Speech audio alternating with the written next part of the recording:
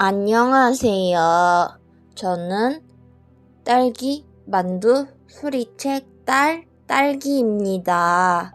오늘 엄마가 읽어 주실 책은 사진을 많이 찍고 이름을 많이 불러줘. 작가 김안외, 출판사 비공장입니다. 낭독을 허락해 주신 출판사 선생님 고맙습니다. 듣고 계신 이모, 삼촌 감사합니다. 구독, 좋아요 눌러주세요. 사랑하고 축복합니다. 봄 바람에 감기 조심하세요. 또 만나요.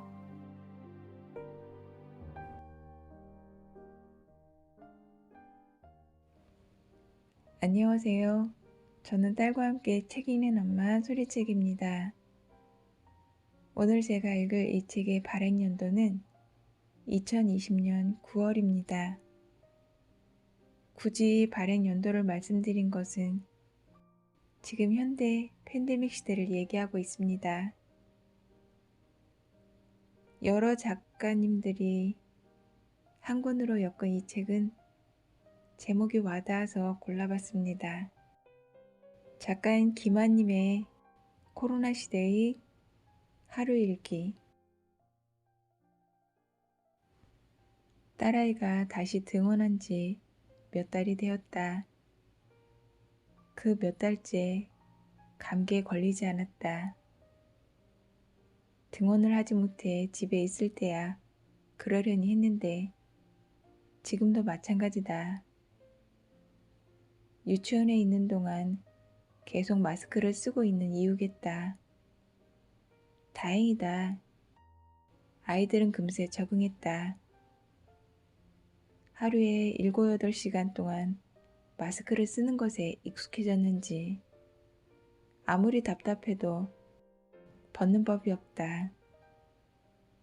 외출을 할 때 간혹 마스크를 빠뜨리면 먼저 챙기니 어른보다 낫다. 나란히 마스크를 쓰고 손을 잡고 딸아이와 동네를 한 바퀴 걸었다. 멀리서 할머니 두 분도 비슷한 모양새로 나란히 걸어왔다. 마스크에 모자, 어깨띠. 어깨띠에는 슬기로운 혼자 생활이라 적혀 있다. 나는 조용히 실수했다. 다행이다. 마스크를 쓰고 있어 내 표정이 그분들에게 보이지 않으니.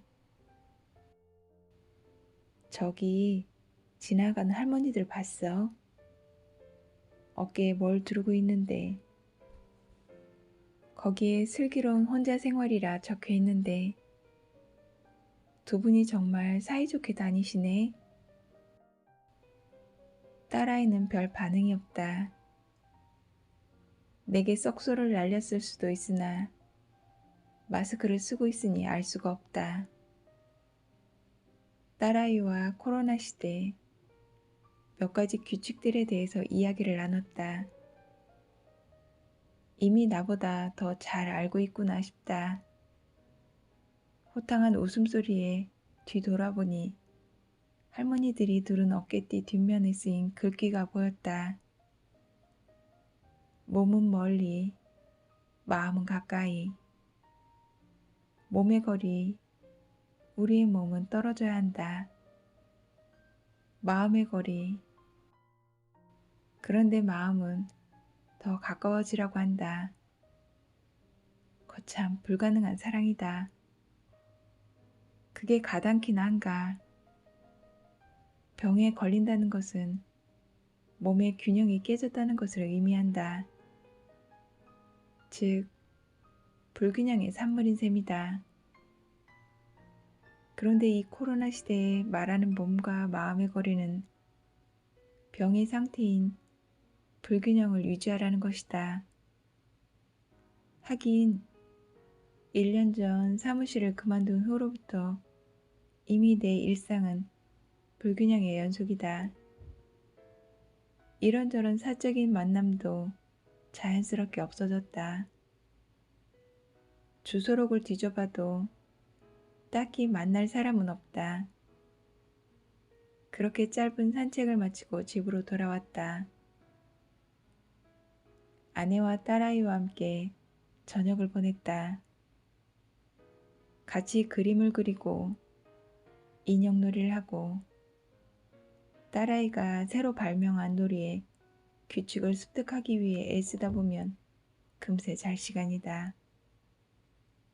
책을 읽어주며 더 놀고 싶어하는 딸아이를 달래서 재우고 나니 아내가 식탁에 앉아 편지를 쓰고 있다.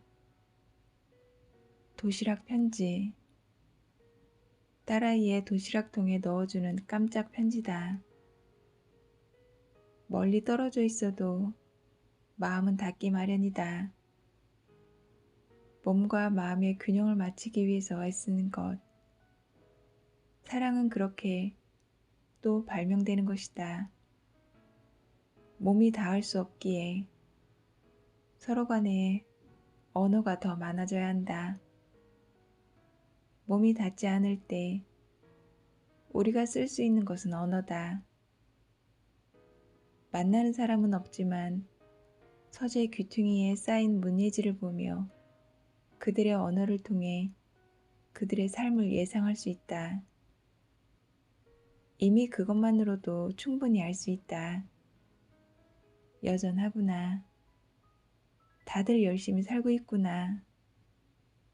글의 밀도를 통해서 생활의 밀도를 짐작해 본다. 그것으로 충분하지 않을까 싶다. 그러다 한 페이지에 눈이 갔다. 한 노 시인이 우한 폐렴이란 소제목으로 연작시를 쓰고 있다. 서로 간의 몸도 마음도 가까운 적 없으나 그 옹졸한 속내가 그래서도 다 드러나 읽다 말고 실소를 했다. 아내에게 보여줄까 하다 말고 사라져가는 단어에 대한 안타까움 때문에 쓴 것이라 생각하고 넘어가기로 했다. 물론 여기에 적는 까닭은 나 역시 옹졸하기 때문이겠지만 누군가의 말대로 전쟁이 없는 상태의 지속이 평화라면 이 세계는 단 한순간도 평화로운 적이 없다. 내 마음 역시 평화로운 적이 없다. 그런데 이상하게도 요즘은 그전보다 조금은 더 평화롭다. 아마도 균형을 깨는 주된 원인이 사람이 아니기 때문이다. 거기에 사람을 대입시키는 순간 평화는 깨졌다. 불균형을 균형이라 착각하게 된다. 불균형이 균형이고 평화의 길이라 믿게 된다. 몸을 멀리 두기에 사람이 너무 많고 마음을 가까이 하기에 사람이 없다. 사람이 너무 많고 너무 없는 것. 그게 이 세계의 불균형이 시작된 원인이다. 그런데 방금 적은 이 문장은 또한 얼마나 옹졸한가. 이 문장 속에서 나는 완전히 괄호 속에 들어가 안온할 뿐이다. 이 문장 속에 나는 제외된 채로 존재하며 동시에 나는 시를 쓰고 있기에 고결한 정신적 가치를 추구하고 전혀 세속적이지 않은 사람이라는 의미를 숨긴 채 나 스스로를 정당화하고 있다. 이 얼마나 옹졸한가. 나는 나의 옹졸함을 아는구나. 이런저런 생각을 하다가 서재 귀퉁이에 다시 문예지를 쌓아놓았다. 아마 다음 주면 재활용 쓰레기로 버려질 것이다. 의미로 포화된 의미 없는 것들. 의미를 만드는 것은 사람의 일이다. 그 의미에 형상을 부여하고 구조화하고 미화하거나 폐지하는 것이 언어의 일이다. 그렇게 내 생활이나 삶에 이 세계에 부여할 새롭고 놀라운 의미란 좀채 나타나지 않는다. 언어가 있어서 다행이지만 언어가 언어 너머의 것들을 확보하려는 이런 애씀이 씁쓸하다. 모든 것이 반복될 뿐이고 반복 속에서 잊혀질 뿐이다. 결국 이 세계의 기저에서부터 치밀하고 잔인하게 응시하는 시선만이 내면의 감광 필름 속에 흐릿하게 남겨질 뿐이다. 결국 언어로 만들어내는 것은 시선, 그 시선으로 순간 내면에 찍힌 흐릿한 상.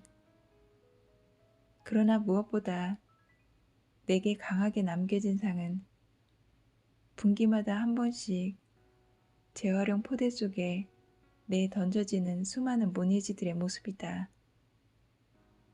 그것은 어떤 묘한 심리적 쾌감과 두려움을 동반하는데 이제 내 서재 귀퉁이에는 모니지들보다 마스크가 더 수북하게 쌓여있다.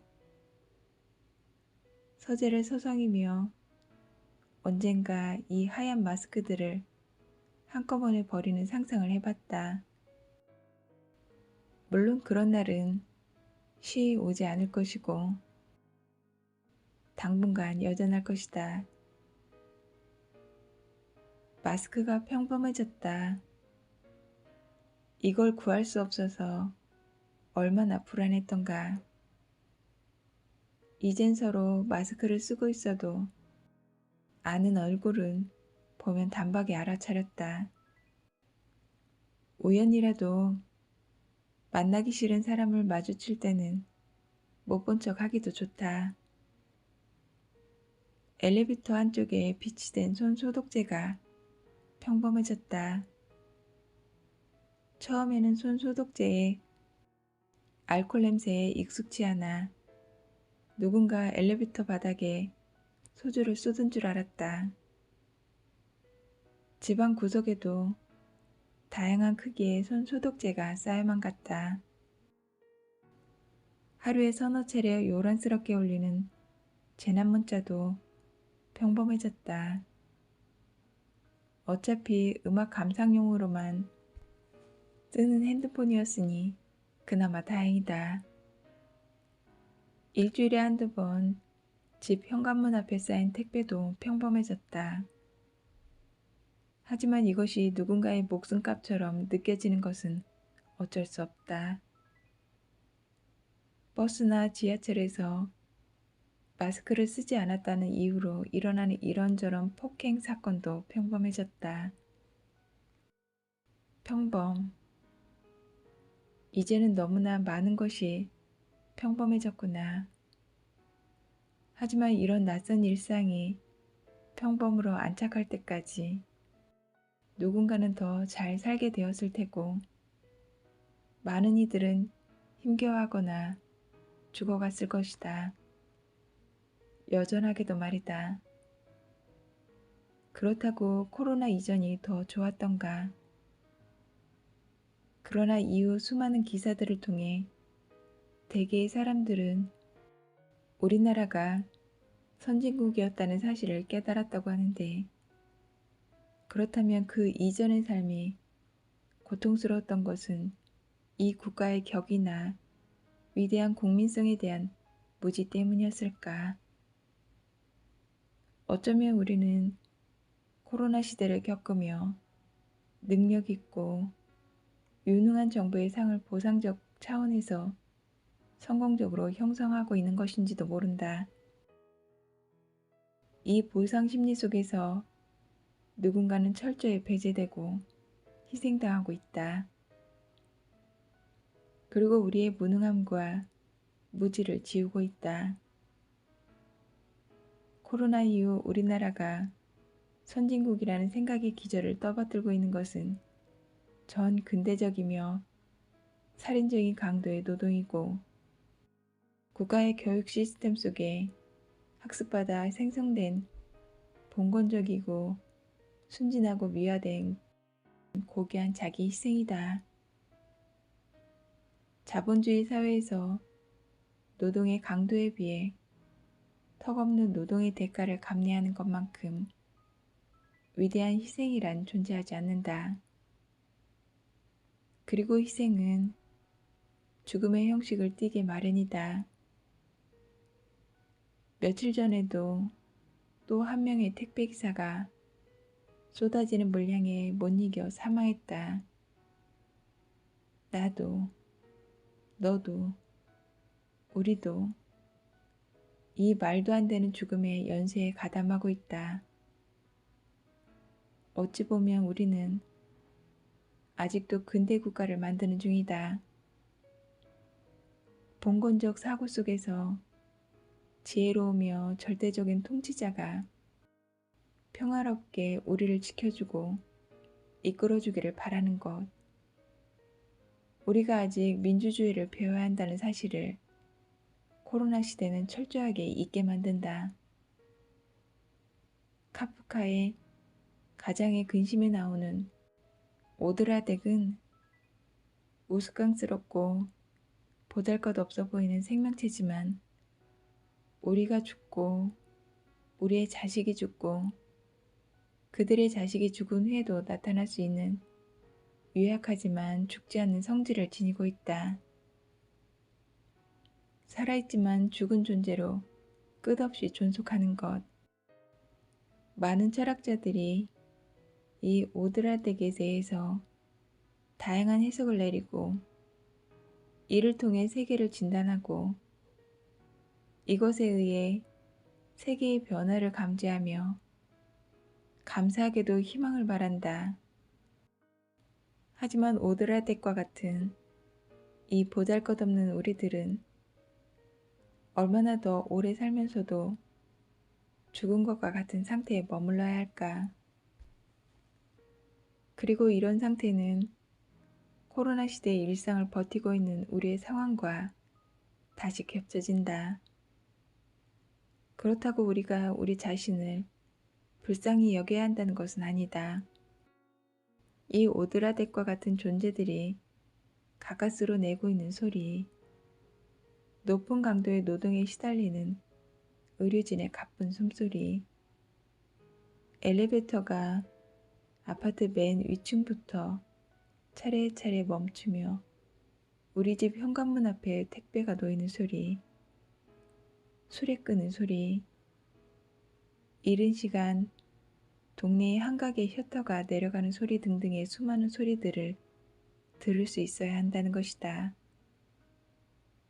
우리의 귀가 열려 있을 때 우리는 비로소 이들과 말할 수 있는 입을 가지게 된다. 들으려는 의지가 필요하고, 그래야만 오드라덱은 비로소 죽지 않고 우리의 삶 속 곳곳으로 스며들어온다. 온전한 사람으로 우리와 함께 존재하게 된다. 코로나 시대에 배워야 한다는 것은 몸과 마음을 따로 두는 기술이 아니라 더 들으려는 의지와 기술이다. 이 코로나 시대에 적을 사람으로 상정했을 때 이것은 절대로 배워지지 않는다.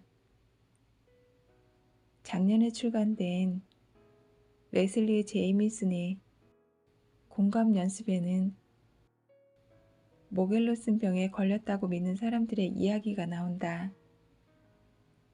자기의 몸속에서 어떤 섬이나 뻣뻣한 털, 부스러기, 결정 등 알 수 없는 물체들이 나온다고 믿는 사람들, 그것에 의해 끔찍한 고통을 받고 있다고 울부짖는 사람들, 하지만 학계에 의해 기생충 망상증이라 진단받은 이들, 망상에 휘달리고 낙인 찍힌 이들, 미친 이들 때문에 이들은 닫혀있고 그들에게 다가오는 사람들을 믿지 않는다. 늘 배신당했기에 저자는 이들의 모임에 참가하여 인터뷰를 하며 이들의 이야기에 귀를 기울이며 자신의 고통과 마주하게 된다. 그의 인터뷰를 따라 읽으면서 누군가의 목소리에 귀를 기울인다는 것이 얼마나 커다란 용기와 의지와 노력이 필요한지를 고통스럽게 확인하게 된다. 그것은 단순한 공감의 영역이 아니다. 이 시대 최고의 종교인 과학의 바깥에 있는 것들과 함께하는 것이다.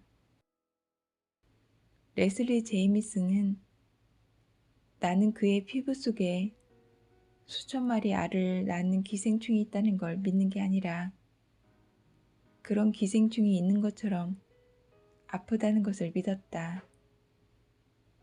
그건 전형적이었다. 나는 전형적이었다. 이 글을 쓰는 지금 나는 그가 배신이라 여기지 않을 만한 일을 하고 있을까? 나는 말하고 싶다. 나는 당신의 이야기를 들었어요. 다시 말해, 나는 어떠한 판단도 하지 않았어요. 그러나 그에게 이런 식으로 말할 수는 없다. 그러니 대신 이렇게 말하고 싶다. 나는 그가 치유할 수 있다고 생각한다. 그러기를 소망한다. 라고 말했다. 나는 이 부분에 밑줄을 그어 놓았고 그 옆에 최소의 윤리라 적어 놓았다. 맞다. 최소의 윤리. 그런데 그것이 얼마나 어려운 것인가? 얼마나 큰 노력이 필요한가?